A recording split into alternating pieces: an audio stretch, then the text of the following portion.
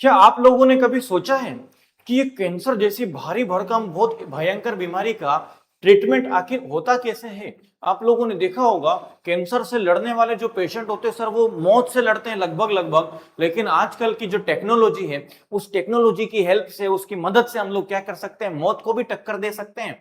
आखिर ये चीज कैसे काम करती है?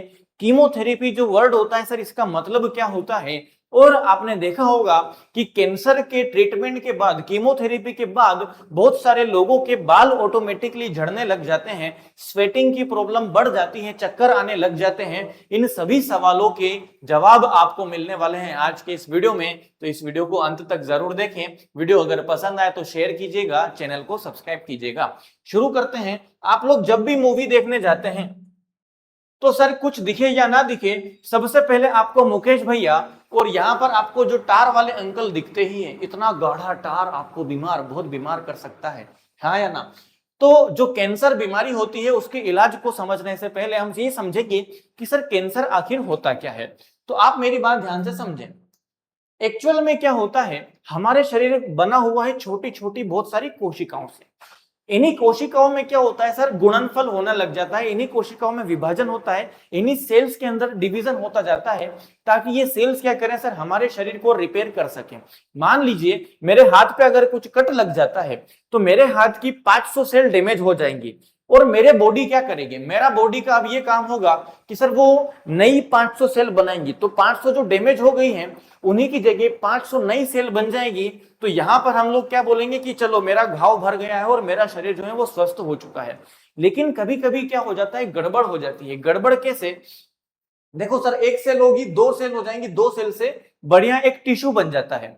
लेकिन कभी कभी क्या होता है सर, ये जो सेल होती है ये अनियंत्रित हो जाती है, इनका कंट्रोल हट जाता है। अगर कैंसर की एक लाइन में परिभाषा दी जाए, एक लाइन की डेफिनेशन अगर कैंसर की बोली जाएगी तो आप क्या बोलेंगे? अनकंट्रोलेबल सेल डिवीजन, अनियंत्रित कोशिका विभाजन ही क्या होता है भाई साहब, कैंसर बन जाता है। इसका मतलब क्या है, मेरे शरीर में कट लगा और कट लगने के बाद मान लीजिए 500 कोशिकाएं डैमेज हो गई, तो सर मेरा शरीर 500 बनाएगा।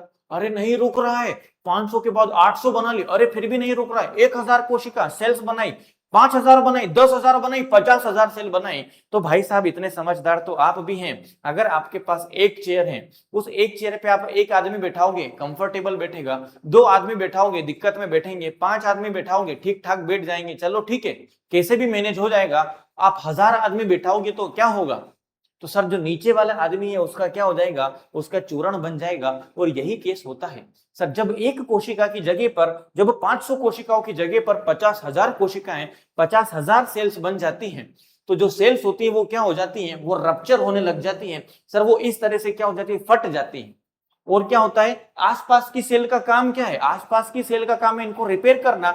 लेकिन आसपास की सेल रिपेयर नहीं कर पा रही है, आसपास की सेल क्या कर रही है, और ज्यादा डिवीजन कर रही है, और ज्यादा डिवीजन कर रही है। इस वजह से इस बॉडी पार्ट का जहां भी आपको कैंसर होता है वहां पर या तो गठान बन जाती है, गांठ बन जाती है, जिसको हम लोग ट्यूमर बोलते हैं। वही ट्यूमर में जब क्या होता है सर, और ज्यादा स्टेज बढ़ जाता है तो फिर उसी ट्यूमर से ब्लड आने लग जाता है, सड़ाव लग जाता है। इसलिए आपने देखा होगा बोलो जुबा केसरी के अंदर जो जो माउथ कैंसर बनता है वो पहले एक छोटे से छाले से शुरू होता है, धीरे धीरे वो माउथ जो होता है वो पूरे लेवल पर बढ़ जाता है, हाँ या ना? तो ये हमने समझा कैंसर के बारे में। ठीक है, अब जैसे दिमाग के अंदर सर क्या हो चुका है, सेल्स बढ़ गई, तो दिमाग के अंदर इतनी सारी सेल्स बढ़ जाएंगी तो ट्यूमर हो जाएगा, उसकी सर्जरी करनी पड़ेगी। अब आप लोगों ने नोटिस किया होगा कि सर कैंसर जो होता है हम स्टेजेस में देखते हैं, स्टेज 1, स्टेज 2, स्टेज 3। तो स्टेज 1 और 2 में हम लोग कीमोथेरेपी पे नहीं जाते हैं। कीमोथेरेपी क्या होता है उसकी चर्चा हम करेंगे। उसके पहले आप ये समझो, स्टेज 1 और स्टेज 2 का जब कैंसर होता है उसमें सीधा सर्जरी की जाती है और सीधा आपका बॉडी का जो पार्ट होता है वो काट दिया जाता है। अगर आपको माउथ कैंसर हो गया तो आपका एक तरफ का जबड़ा काट दिया जाएगा, ब्रेन ट्यूमर है तो सर ट्यूमर को काट दिया जाएगा। ब्लड कैंसर के केस में नहीं होता है क्योंकि ब्लड तो फ्लो कर रहा है, कहां से ब्लड को काटोगे, किसी लिक्विड को काट सकते हैं क्या?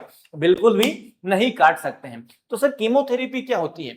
तो कीमोथेरेपी में कुछ नहीं होता है, कीमोथेरेपी में आप लोगों को दी जाती है बहुत सारी दवाइयां। ये दवाइयां क्या करती हैं, ध्यान से समझना, ये दवाइयां क्या करती है, ये दवाइयां आपकी कोशिकाओं के पास जाती हैं और जो कोशिका बहुत ज्यादा डिवाइड हो रही है, मेरी बात ध्यान से सुनना, जो कोशिका बहुत ज्यादा डिवाइड हो रही है ये उस कोशिका को जाकर दो थप्पड़ मारती है, सट सट, और उस कोशिका को चुपचाप करा देते कि यहीं बैठ, अब कोई भी डिवीजन नहीं होगा आज के बाद। ठीक है क्या सर? इतनी कहानी कीमोथेरेपी में होती है। अब ये कीमोथेरेपी की जो दवाइयां होती हैं, जो ड्रग्स होते हैं, ये आपको या तो दवाई के तौर पे दिए जाते हैं या आपको बोतल में आईवी वगैरह इंजेक्शन वगैरह के से डायरेक्ट आपके खून में इंजेक्ट कर दिया जाता है या सिरप्स बना दी जाती है। इसके अलग अलग प्रोसेस होते हैं। एक चीज और कीमोथेरेपी में आती है जो ब्रेन ट्यूमर में काम आता है, वो होता है हमारे हल्कू भैया वाली गामा रेज। क्या आती हैं? हल्कू भैया वाली गामा रेज आती हैं।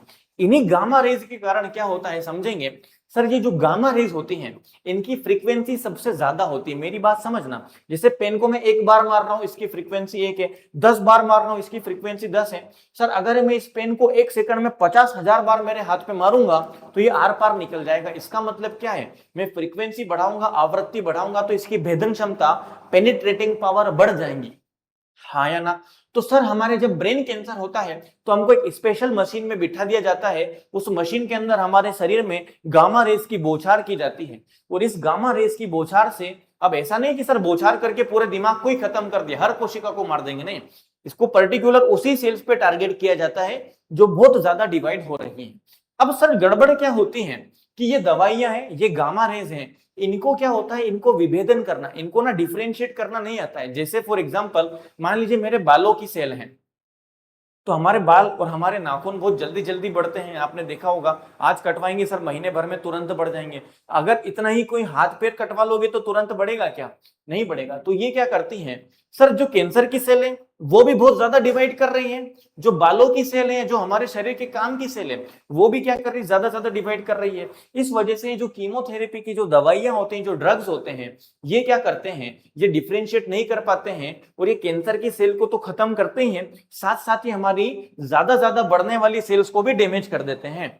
तो जिस वजह से आपने देखा होगा जो कैंसर के मरीज होते हैं, जैसे बॉलीवुड की बहुत फेमस एक्ट्रेस है सोनाली बेंद्रे, ये, और फिर आपने जितने भी मरीज देखे होंगे कैंसर के, इन कैंसर के मरीजों के साथ क्या होता है, इनके बाल वगैरह जो होते हैं वो गिरने लग जाते हैं। ये हमारे कुछ साइड इफेक्ट्स होते हैं। अब ये भी हर पर्सन पे नहीं होता है, किसी किसी पर्सन के बाल वापस आ जाते हैं, किसी किसी पर्सन के बाल नहीं आ पाते हैं, वो लाइफ टाइम टकला हो जाता है। दूसरी चीज सर, जो हमारी स्किन होती है उसके पोर्स ओपन हो जाते हैं, थोड़े थोड़े और खुल जाते हैं, जिस वजह से स्वेटिंग प्रॉब्लम बहुत ज्यादा हो जाती है। कीमोथेरेपी के बाद बहुत ज्यादा पसीना आने लग जाता है, चक्कर आने लग जाता है, क्योंकि हमारे शरीर की हेल्थी सेल्स, हमारे शरीर की स्वस्थ कोशिकाएं भी डैमेज हो गई हैं। तो इस तरह से हम लोग क्या करते हैं सर, कैंसर का ट्रीटमेंट करते हैं। अगर ये वीडियो आप लोगों को अच्छा लगा हो तो हमारे वीडियो को लाइक करें, शेयर करें, चैनल को सब्सक्राइब करें, और अगला वीडियो आपको किस टॉपिक पर चाहिए ये मुझे कमेंट में बताइए, ताकि मैं साइंस के ऐसे ही कॉम्प्लेक्स चीजों को आसानी से समझा सकूं। मिलते हैं नेक्स्ट वीडियो में। जय हिंद।